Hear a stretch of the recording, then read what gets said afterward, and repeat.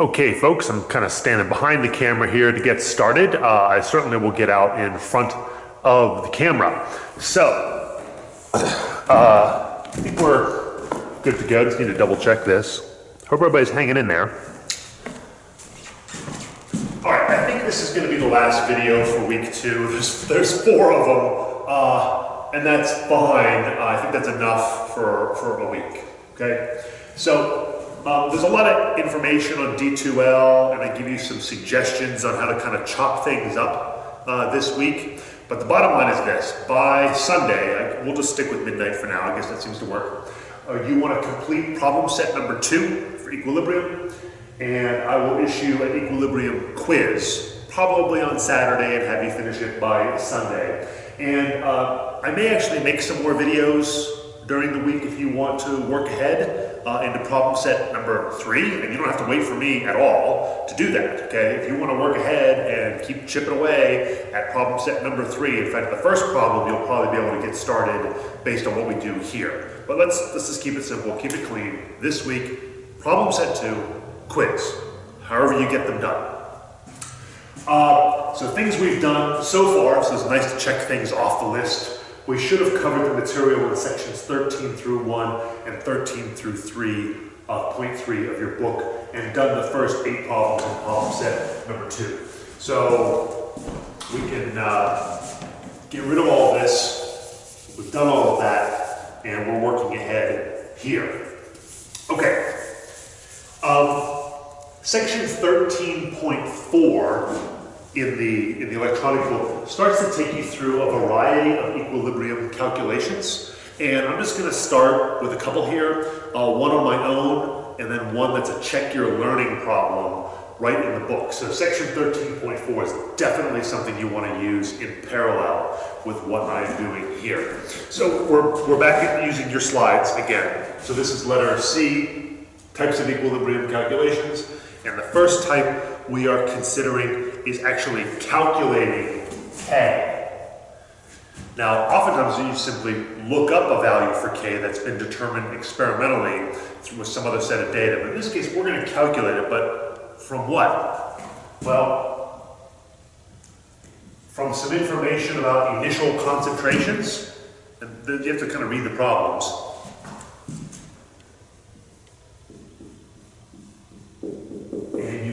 Remember from a few videos ago that we talked about an ICE table. Initial, change, equilibrium, and those are all molarities. We could use pressures too. So that's the kind of thing we're going to do with these. Okay, so I'm going to use, excuse me here, example number 1 from the slides. So if you want to, this is example number 1 from the slides. So if you want to take a minute and copy that down, go ahead and do that. I'll just kind of read it, but you can look at it. It says, assume 4 moles of ammonia are placed in a 2-liter container, and at equilibrium, only 2 moles remain. Okay, so you're not given a chemical equation here, but guess what? This is ammonia. So this is it's decomposing. What's it decomposing into? Hydrogen and nitrogen. We already did all that. We're doing the reverse of the Haber-Bosch process here. So instead of doing synthesis, we're doing decomposition, but we're going to write, okay, I just confused myself. Okay, so what we need is, there's some information we can be given there. So the initial concentration of ammonia, and I'm actually putting it in parentheses because it's not going to stay there. This is not equilibrium. So the initial concentration of ammonia, and oftentimes you'll just be given a molarity. You already know what molarity is. I'm just throwing this in. It starts off, you have 4 moles in 2 liters. So this chemical reaction starts off with 2.0 molarity NH3, but it's not going to stay there. It's going to decrease because the reaction is going to take place. Okay. And what else are we given? We're given some information that after equilibrium is reached, only 2 moles remain. Okay.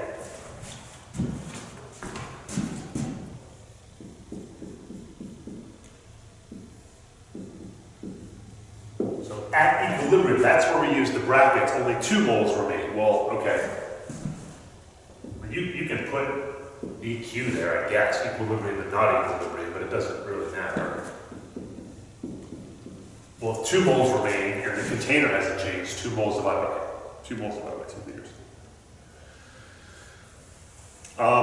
Okay, so we're supposed to get K out of this. All right, well, let's see how we do this. So the first thing we need, after we have some idea of initial blend, sometimes this information is given to you.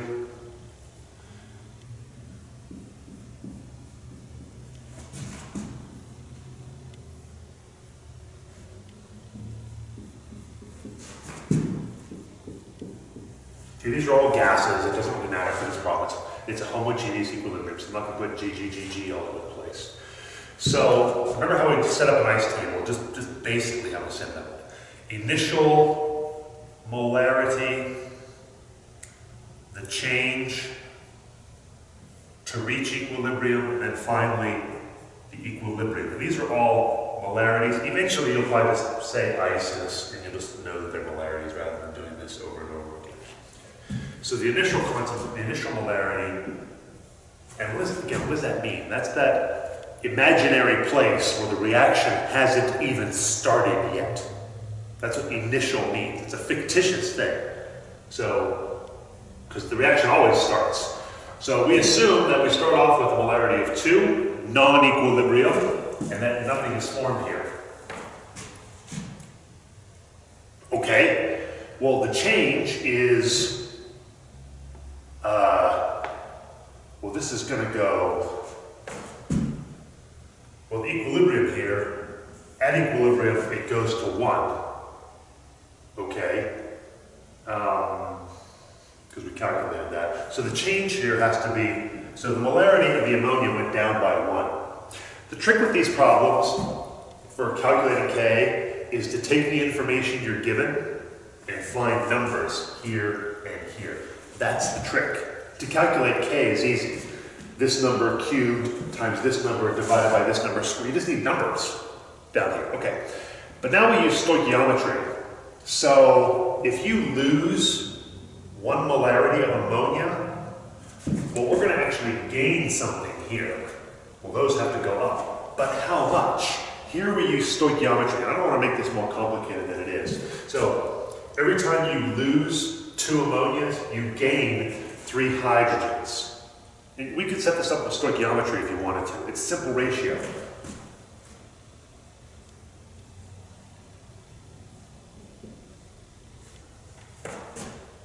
So the molarity of the hydrogen is going to go up by 3/2. The molarity of the nitrogen is going to go up by 1/2. Again, don't make that more complicated. So the equilibrium, if you will, has to shift right. This is a perfect example of Le Chatelier's principle. Shift to the right to make some products. So the ratio between hydrogen and ammonia is 3 to 2. The ratio between nitrogen and ammonia is 1 to 2. So it's just a ratio. Don't overthink that. So then the concentration here is going to be, well, let's take it from a fraction. That's 1.5 times 1. So that's going to be, so the molarity at equilibrium of hydrogen is going to be 1.5, and the molarity of the nitrogen is going to be 0.50. We're taking 2 sig figs, I think. So you see how that works? That's just this problem. It's not all of these problems. It's this one kind. So that's how you do it. You set it up, you get your equilibrium concentrations, and now you calculate K.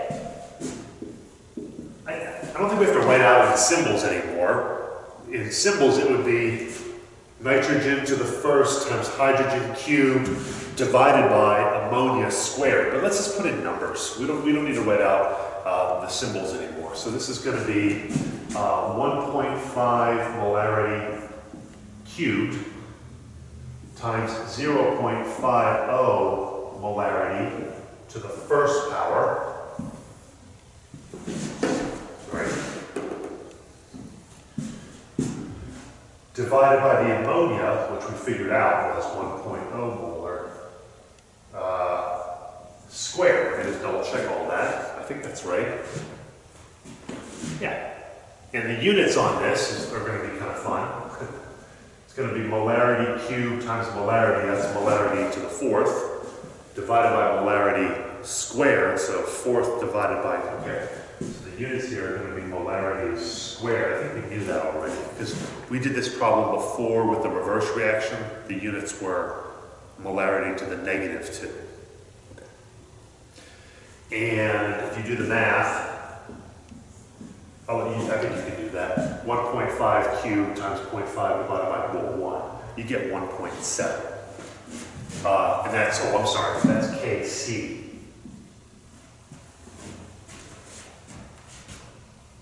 So that's a type of calculation.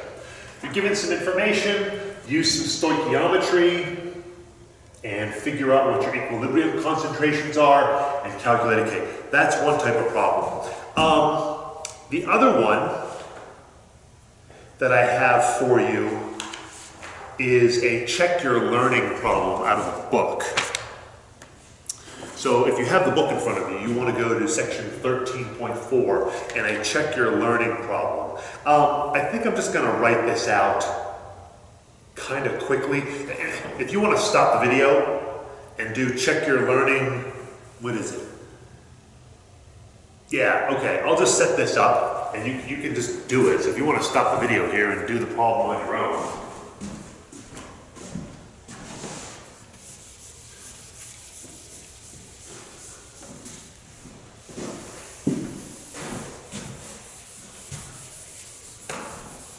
I don't know if it's numbered in section 13.4, but you can find it. It has 4 total reactants and products, and everything's 1-to-1, I think. Oh, and this one sets up a little bit differently.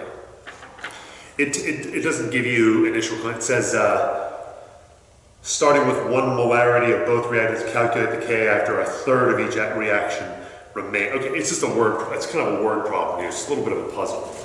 So, this is example 2.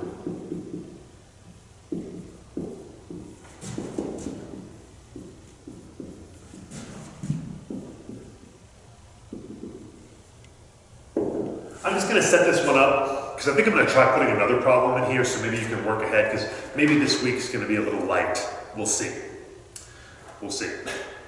Okay, so here's the reaction. It's, let's see here. This is all aqueous, so it's all homogeneous, so we have to take into account everything. It's not a gas, that's okay. Everything's aqueous, so we can't ignore anything. And it's ethanol, we talk a lot about that. I'm not going to bother with the AQs. Reacting with acetic acid. That's one way of writing acetic acid. You'll hear about more of that in the acid-base chapter, next chapter. And it's in equilibrium with, what is that? Ethyl acetate, I think that's called.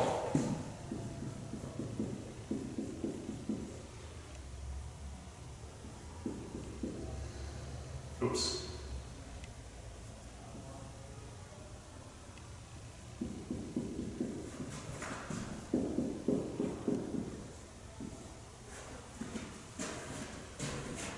Okay, again, everything's aqueous here. Everything's 1-to-1, so this is a pretty easy stoichiometry problem, except this one's kind of a wordplay one. So we do initial change equilibrium, and you're given this information. You're just told this. Pretty simple. You start off with the molarity of both reactants, both products are 0. And then it says, calculate K after 1/3 of each reactant remains. So 1/3 of this remains. That means that it goes down by 2/3.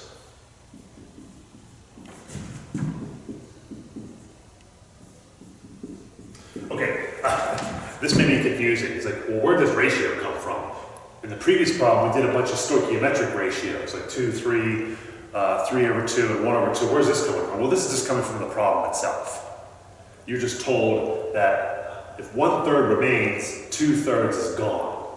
Well, in both of these then, since everything here is 1 to 1 to 1 to 1, if these go down by 2/3, both of them, these have to go up by 2/3.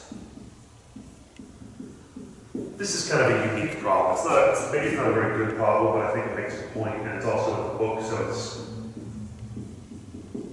it's good to have a reference in the book that you can read over and over again if my explanation doesn't make any sense. Okay, so then you can do the math. So 2/3 is 0.66 or something like that. 1 minus 0.66, you end up getting like 0.34 when you round it. Well, this is 0.34. I mean, you can just do that math. And then these are, well, 0 plus those, so we're not, okay, you're not doing it, so it's going to be,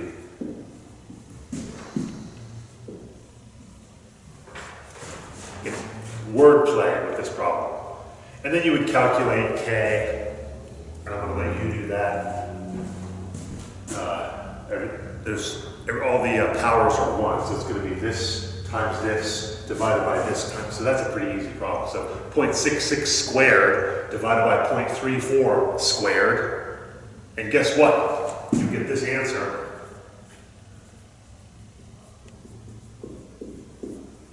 And that's unitless. Okay, yeah, there aren't going to be any units on that K.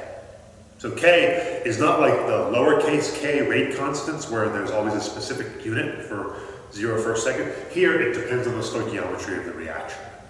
Okay, so that I think should take you through problem set number 2. I think. I'm just going to take a look here. So problem set number 2.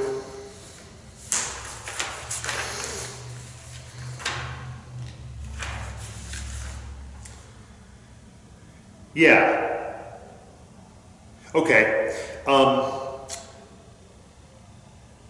And some of the answers are given to you here, which is good. Number 9 and number 10, I give you the answers. And number 10 actually uses grams and volume. So you'll have to convert those grams into moles for number 10. And it also asks you to do a KP calculation.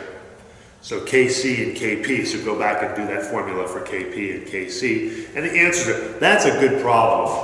Number 10 is a really good problem on problem set number 2. That will be one, if you understand that one, you're in good shape. Yeah, and I think 11 through 13 should be okay. So you should be able to get problem set number 2 done. I think I am going to actually, if you don't mind, work ahead on just showing you one other problem. Why not? So if you've had it for the week and you want to stop here, that's fine, and that should be good for week 2 online right now. Okay. Because I think it makes sense to see this one side by side. And if you're not that busy in your other classes and you do want to work ahead, that's great. If you're super busy, then you can come back and watch this later. I think maybe when you watch them on YouTube, hopefully it stops and picks up when you download it again or whatever you're doing. Okay. So this is the second type. And these get a little bit more complicated because the algebra gets a little complicated. We have to do things like quadratic equations occasionally, not always. Sometimes use the quadratic equation and then we make some assumptions. I'm just going to show you one example here, okay, where the algebra is actually a little straightforward because it's called a perfect square. We don't have to apply any formulas to it. It just works out. Okay, so yeah, I think this one works out. So what kind of thing are we doing here? So in this case, given k, so like you're given a value for k, you're not calculating it, you're just given a value.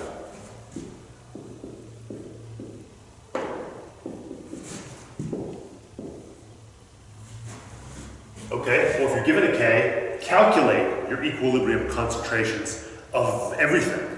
Reactants, just calculate it. Okay. And I think the example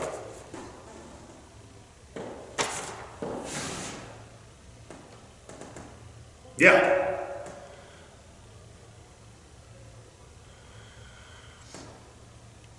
I think this works. Yeah, this one's a pretty easy one. So maybe this one will make the point. All right, this is a check your learning problem. Maybe I'll do two, I don't know. See how long this video is. And I'm looking at my slides again. Again, this is a check your learning problem.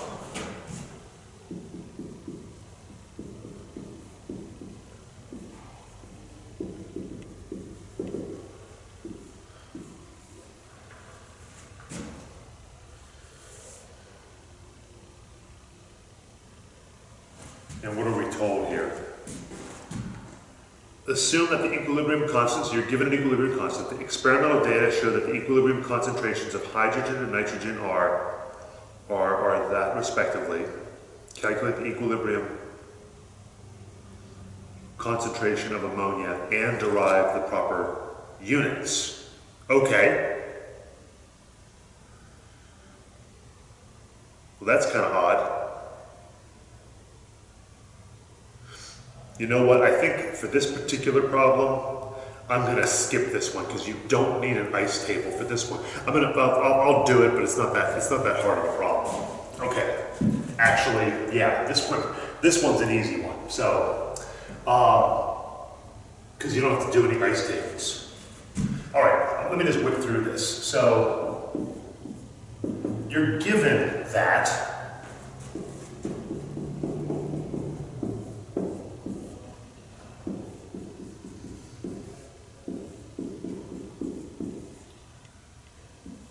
I had to remind myself why I had this example, but now I remember now. This one's pretty straightforward. You know this, you're given this, you're given this, you solve for that. The only thing you don't know here is the ammonia concentration. I remember I did this because of the math. How would we solve for ammonia? So, well, let's call that ammonia. That's our x. That's what we're trying to solve for. So I'm just going to show you the algebra here. I'm going to do this symbolically.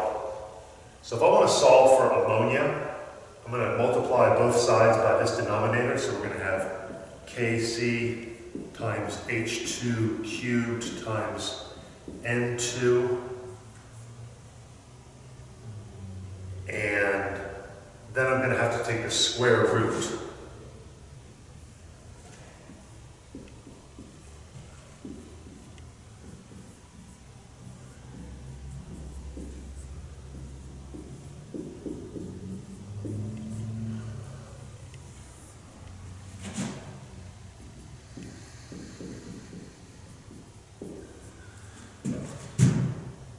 Okay, I think I just solved that algebraically. So bring these two terms over here, and then take the square root, and then you can actually plug in numbers. And I'm going to let you do that. So you're going to plug in 6.00 times 10 to the minus 2 here, and the units are, oh, you're not given the units, okay. Well, the proper units for that are, you can derive those actually, are going to be inverse molarity squared, so m to the minus 2. So figure that out. Times, what is it, 2.09 molarity is the number you're just given for hydrogen cubed, times the nitrogen, which is 4.26. So do all of that multiplication, then take the square root, and you should get, and if you do this properly, checking all of your units, so this is going to be molarity to the 4th times molarity to the -2, which will be molarity squared, and square root is molarity. So make sure you follow your units, and if you're calculating a concentration, your units should be concentration. If you calculate a concentration and your units are not concentration, you probably did something wrong here. Maybe you forgot a power or something like that. So put in your numbers and get that answer. That is really good. And I think I am actually going to stop here. The video is going to be a little too long. So that's sort of where we're headed with equilibrium calculations. And I don't want to just keep dumping videos onto YouTube, but that will more than take you through problem set number 2, and we should be all set for this week then.